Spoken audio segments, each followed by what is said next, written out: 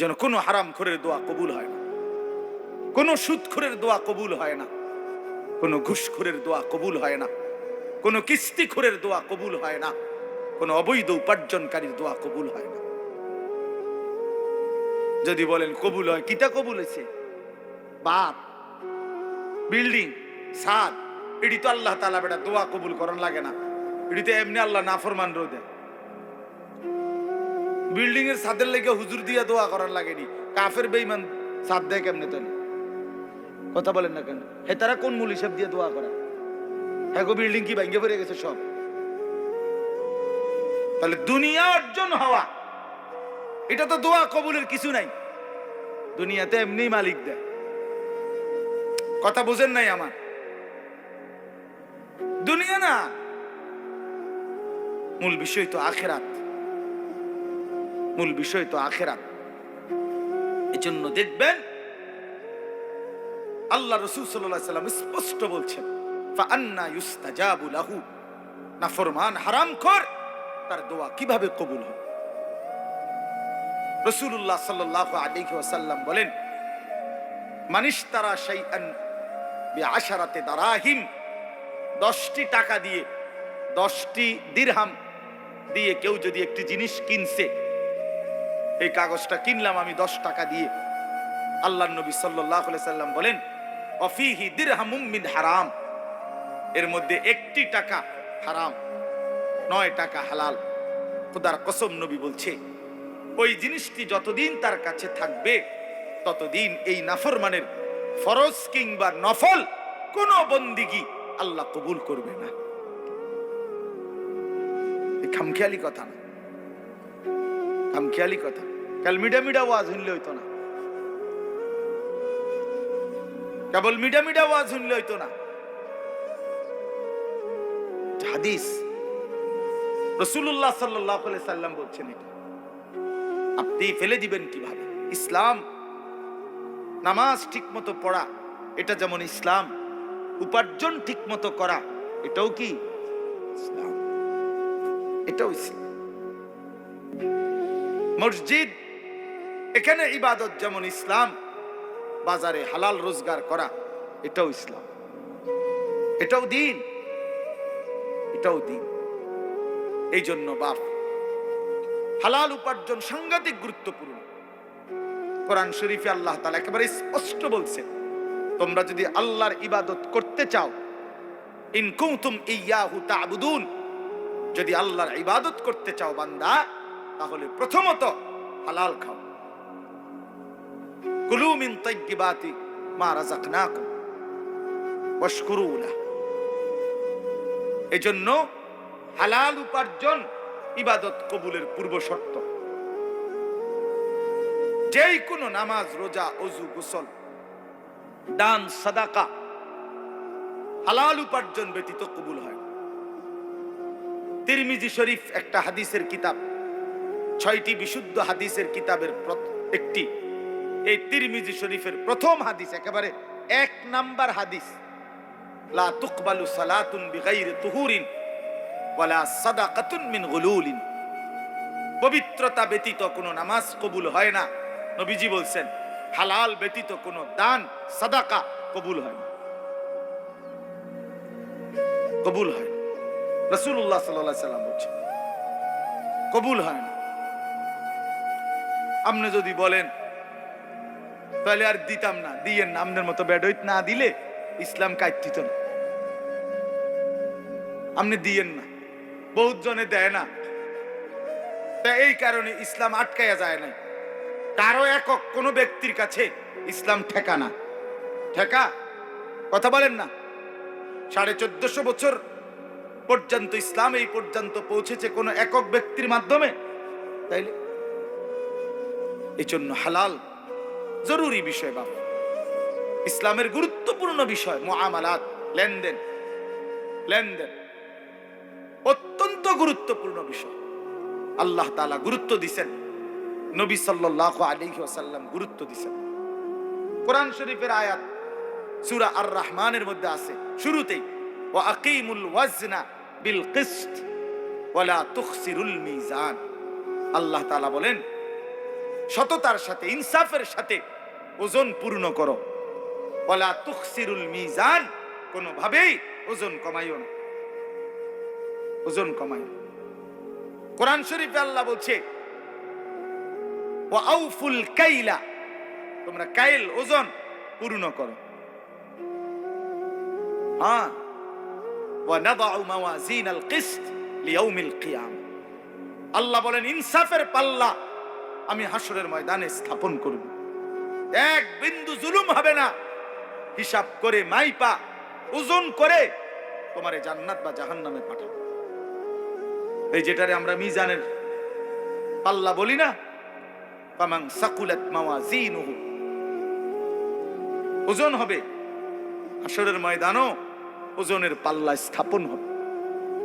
এই জন্য আপনাদের কাছে যদি এটা কষ্ট লাগে, হালাল রোজগার গুরুত্বপূর্ণ।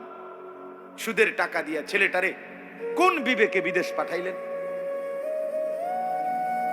কেন নিজের আখিরাত বরবাদ করে দিলেন? কেন বরবাদ করে দিলেন? কিস্তির টাকা দিয়া ঘরের ফার্নিচার কেন কিনলেন? যতদিন পর্যন্ত এই কিস্তির টাকার ফার্নিচার ঘরে থাকবে, একটা ইবাদত তো কবুল হবে না। আপনি আখিরাতে গেলে না দেখবেন জিরো জিরো। কেন হারাম রোজগার করবেন? কেন কাস্টমারকে ঠকাবেন? কেন মানুষকে প্রতারিত করবেন? এক মুসলমান প্রতারিত করতে পারে না। হাদিসের মধ্যে আছে, এবার শুনেন। রাসূলুল্লাহ সাল্লাল্লাহু আলাইহি সাল্লাম স্পষ্ট, নবীজি সাল্লাল্লাহু আলাইহি সাল্লাম মদিনার বাজারে গেছেন। নবী শুধু মসজিদে বসে থাকেন নাই, একেবারে স্পষ্ট আছে হাদিসে, আল্লাহর নবী সাল্লাল্লাহু আলাইহি সাল্লাম মদিনার বাজারে গেছেন, গিয়া গমের দোকানদার গম বেচে, গম স্তূপ দিয়ে রাখছে, শুকনা গম। আল্লাহর নবী ভিতরে হাত ঢুকাই দিলেন, কসম আল্লাহ, নবীজি নিজে ভিতর থেকে গম যখন টান দিয়া বের করছেন, দেখেন যে ভিতরের গমগুলো ভিজা সব, অথচ উপরের গুলো কি শুকনো। তার মানে উপরের এই শুকনা গম দেখাইয়া ভিজা দিও শুকনার দামে বেচা লাগবে। আল্লাহর কসম, নবী সাল্লাল্লাহু আলাইহি সাল্লাম তৎক্ষণাৎ বলছেন, মান গাশশানা ফালাইসা মিন্না, যে ধোঁকা দেয় সে আমি রাসূলের উম্মত নয়, সে আমাদের কেউ নয়, আমি তারে চিনি না। তো নবী যখন বলে আমার কেউ নয়, এই প্রতারক, এই বাটপার, তাহলে সুপারিশ তোমার আব্বানি করবে। তখন হাউজে কাউসারের পানি আপনার কোন বাপে দিবে? তখন কে দিবে বলেন? ছেলেরা, বাপ আল্লাহর দোহাই কথা বলো না। এই ছেলেরা, কথা বলো না, এমনে দাঁড়াও, এমনে বসো তোমরা।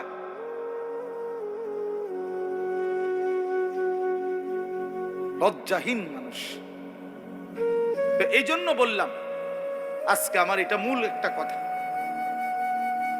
এক নাম্বার হলো এই সূরার ওয়াইলুল লিল মুতাফফিফিন, ওজনে কম দাও। এবার শুনেন শেষ, এই ব্যাপারে শেষ কথাটা। কোরআন শরীফে একটি জাতির কথা আছে, হযরত শুআইব আলাইহিস সালাম। এই শুআইব আলাইহিস সালাম একজন নবী ছিলেন, মুসা আলাইহিস সালামের শ্বশুর। ওই যে মুসা নবী ফেরাউনের বাহিনীর ভয়ে যে চলে গেছিলেন, গিয়া যেখানে আশ্রয় নিলেন, ওই এলাকার নামই হলো শুআইব আলাইহিস সালামের কওম। এই শুআইব আলাইহিস সালামের জাতি, আল্লাহ তাআলা ওই নবীর কওমকে, আল্লাহ তাআলা পুরা জাতিকে আল্লাহর নাফরমানির কারণে আযাব দিয়ে একদিন রাত্রি গভীরে একজন ফেরেশতা আইসা বিকট জোরে একটা চিৎকার মারছে। একটি চিৎকারে পুরা জাতি উপর হইয়া পইরা, কোলের বাচ্চা, দুধের বাচ্চা, পেটের বাচ্চা, জওয়ান, বুড়া, নারী, পুরুষ সব মরে গেছে, সব। ফাসবাহু ফি দারিহিম জাসিমিন, কোরআন শরীফে আছে। এই জাতি আল্লাহ তাআলা কেন ধ্বংস করছেন?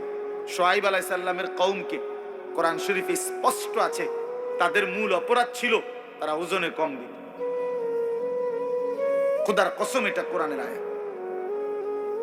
ওরা ওজনে কম দিত। এই ওজনে কম দেওয়া যখন ব্যাপক হইছে, এই বদভ্যাস যখন কোনোভাবে ছাড়ে না, কোরআনে আছে শুআয়ব আলাইহিস সালাম দুয়ারে দুয়ারে হাইটা হাইটা প্রত্যেকের কাছে হাজারবার লক্ষবার বলছে, হে আমার জাতি, লা তানকুসুল মিকিয়াল, ওজনে কম দিও না, তোমরা বিপদে পড়বা। ইন্নী আখাফু আলাইকুম আযাবা ইয়াউমিন আযীম, আমি তোমাদের উপরে বড় ভয়ানক আযাবের ভয় পাচ্ছি, তোমরা ওজনে কম দিও না। কিন্তু নাফরমান কওম কোনোভাবেই পাত্তা দেয় না, শুনে নাই। ফলে একদিন সত্যি সত্যি আল্লাহ তাআলা চূড়ান্ত আযাব দিয়ে পুরা বাচ্চা পুরা কওম শেষ করে দিয়েছে। এজন্য হারামখোর টেকে না, কোন হারামখোর কোন টেকে না, কোন সুদখোর, কোন হারামখোর, কোন অবৈধ উপার্জনকারী পৃথিবীতে 2 পুরুষ 3 পুরুষ 4 পুরুষ দীর্ঘদিন যাবত টিকে না। একদিন আপনার এই বিত্তশালী হারাম একদিন নিশ্চিহ্ন হইয়া 50 বছর 40 বছর 70 বছর একটা প্রজন্ম, হয় নাতি নয়তো নাতির ঘরের পরের জন, একজন না একজন আইসা ফকির হয়ে যায়। পৃথিবীতে এর ইতিহাসই অগণিত অগণিত। ইমানদারের ঘর টিকে থাকে, দুর্বল হলেও টিকে থাকে। নেককারের ঘর প্রজন্মের পর প্রজন্ম টিকে থাকে। সুদখোরের বাড়ি 30 বছরের ব্যবধানে কুত্তা ঘুমায়, আমি দেখছি, আমার নিজ চোখে দেখছি। সে বাড়িতে কুত্তা ঘুমায়, আর কোনো মানুষ নেই। হারামখোর।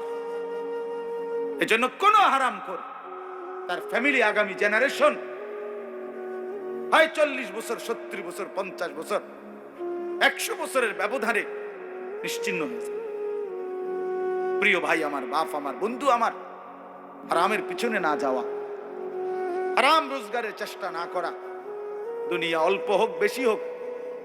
একটা গুরুত্বপূর্ণ কথা হইল, দুনিয়া যদি সর্বোচ্চ কামরা কামড়ি করে কাইরা কেউ যদি জিতেও যায়, সর্বোচ্চ কষ্ট করেও জায়েজ না জায়েজ, হালাল হারাম, বৈধ অবৈধ, ন্যায় অন্যায় সব মিলাইয়া কেউ যদি দুনিয়া জিতেও যায়, 7 মহাদেশের বাদশাহ হয়, আল্লাহর কসম সেও মরে যাবে। দুনিয়া জিতলেও মরে যাবে, হারলেও মরে যাবে। প্রিয় বন্ধু, এটাই সত্য। জিতলেও মরে যাবে, হারলেও মরে যাবে। তো লাভ হইল কি? এত কষ্ট করে জিতলাম, তো মরে তো গেলাম। 60 বছরে কষ্ট করতে করতে করতে করতে বেচারা 3টা ফুট বিদেশ পাঠাইছে, মাইয়াগুলো বিয়া দিছে, বাইক বিল্ডিং দালান কইরা সব গুছাইয়া মাত্র কদ্দুর বইছে। এইবার কয়টা বছর নিরিবিলি খাইবে, ডাক্তারে কয় ডায়াবেটিস। 2টা রুটি আর ভেজিটেবল। তো লাভ হইল কি? ডাক্তারে কমপক্ষে 10 আইটেমের রোগের হিসাব ধরাই দিছে সব। তাহলে লাভ হলো কি ভাই? তো জিতটা লাভ হইল কি? এই মাথার ঘাম পায়ে ফেলে এত মিথ্যা, এত চুরি, এত বাটপারি, এত 2 নম্বরই, এত ধান্দাবাজি করে যা করলাম, তা তো দুনিয়াই আমারে ভোগ করতে দিল না, তা আখেরাতে কি দিবে? কবরে কি দিবে? হারামের কোনো বিনিময় কবরে মিলবে? হারামের কোনো বিনিময় আখেরাতে মিলবে? তো দুনিয়ায় তো মিলে না, দুনিয়ায় তো মিলে না। আজকে এই বিষয়টাই বলে, বহুতই গুরুত্বপূর্ণ বিষয়। তাহলে এই এক অর্থ বললাম আপনাদের কাছে, ওয়াইলুল লিল মুতাফফিফিন। আরেকটা অর্থ বলবো, বাকিগুলো আমি তরজমা বললেই শেষ। এই 3টা আয়াত, এটাই মূল বক্তব্য, বাকি আয়াতের অর্থ বললেই সারে। তাহলে 1 নাম্বার বুঝলেন, আল্লাহ তাআলা এই সূরার মাধ্যমে, এই প্রথম আয়াতের মাধ্যমে বললেন ওজনে কম না দেওয়া। এবার আসেন, এটার আরেকটু ব্যাপক অর্থ হইল, তাফসীরের মধ্যে লিখছে, আমার কাছ থেকে যেই কোনো প্রাপককে, যেই আমার কাছে কিছু পাবে, যারই হক আমার কাছে আছে, তার হক কম দেওয়া। তাকে ঠকানো, এটাই তাতফিফ, ওই ব্যক্তির জন্যই জাহান্নাম। বুঝছেননি আমার কথাটা? এইটা হলো দ্বিতীয় অর্থ, তাফসীর আছে। এই দুইটা অর্থই বলবো, একটা বলে ফেললাম। কোন ব্যক্তি তার প্রাপককে তার প্রাপ্য কম দেওয়া, ঠকানো, এটাই তাতফিফ, ওই ব্যক্তি মুতাফফিফ, তার জন্য জাহান্নাম। এখন আমাদের কাছে হক দুইটা, এক আল্লাহর হক, দুই বান্দার হক। ঠিক কিনা? ওই বাবা কথা বলুন, প্লাস্টিক ওটা কথা বলস কেন? ফালতু কোথাকার। আমাদের কাছে হক কয়টা বাবা? দুইটা, আল্লাহর হক, বান্দার হক। আল্লাহর হক যতগুলো আমার কাছে, তার মধ্যে ঘাটতি করা, কমতি করা, এটাও তাতফিফ, তার জন্য জাহান্নাম। বান্দার হক আমার কাছে যা, তার মধ্যে ঘাটতি করা, কম দেওয়া, ঠকায় দেওয়া, না দেওয়া, এটা তাতফিফ, এর জন্য জাহান্নাম। তাহলে এবার ভাগ করেন। এক নাম্বার আল্লাহর হক, আল্লাহর হকে কমতি করা, এটা তাতফিফ। তাহলে আল্লাহর হক অনেক, নামাজ, রোজা, হজ, যাকাত, জিকির, তেলাওয়াত। তো আমি শুধু একটা বলি, যেহেতু এক মাহফিলে সব বলতে হবে এটা কোনো জরুরি না। এক ওয়াজে 1 ঘন্টায় পুরা 23 বছরের ইসলাম পুরাটা বুঝাইয়া দেওয়া দায়িত্ব। তাইলে একটা বলি, আল্লাহর হক নামাজ। এই নামাজ যারা পড়েন তাদের সাথে বলতেছি আগে, যারা নিয়মিত বা যারা মনে করে নামাজি মানুষ, আপনাদেরকে আগে বলতেছি। বেনামাজির কথা একটু পরে, আগে নামাজিরা শুনেন। এই নামাজ যারা পড়েন নিয়মিত, আপনাদের জন্য কথা হলো, আল্লাহ এখানে বলছে এই আল্লাহর হক এই নামাজের মধ্যে যারা আদায়ের মধ্যে ত্রুটি করে যে কোনো রকমের, তারা তাতফিফ, তাদের জন্য জাহান্নাম।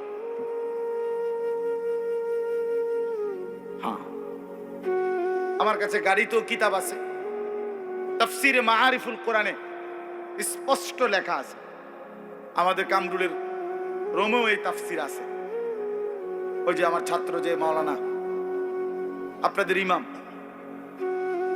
ওখানে লেখা আছে স্পষ্ট। হযরত ওমর রাদিয়াল্লাহু তাআলা আনহু চেনেন তো?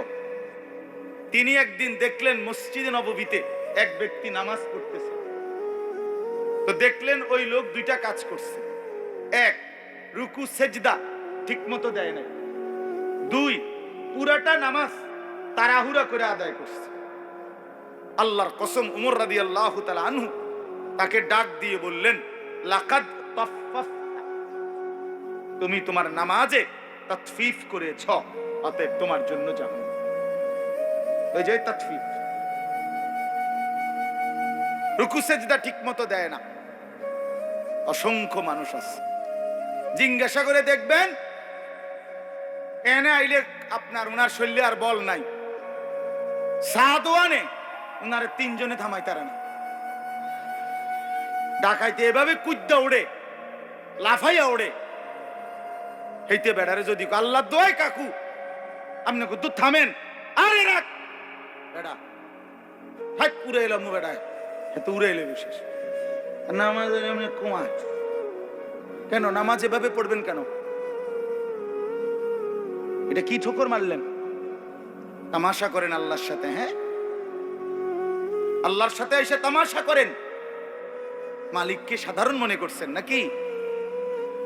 যে সব দেয় আর এটা কি দিলেন? কি নামাজ দিলেন? এটা আমি নিজে কিতাবে পড়ছি, আল ওয়াবিলুস সাইয়্যিব কিতাবে আছে। আমার শায়েখ আল্লামা মুফতি মুশতাকুর নবী কাসিমি হুজুরের সবচেয়ে প্রিয় কিতাব আল ওয়াবিলুস সাইয়্যিব।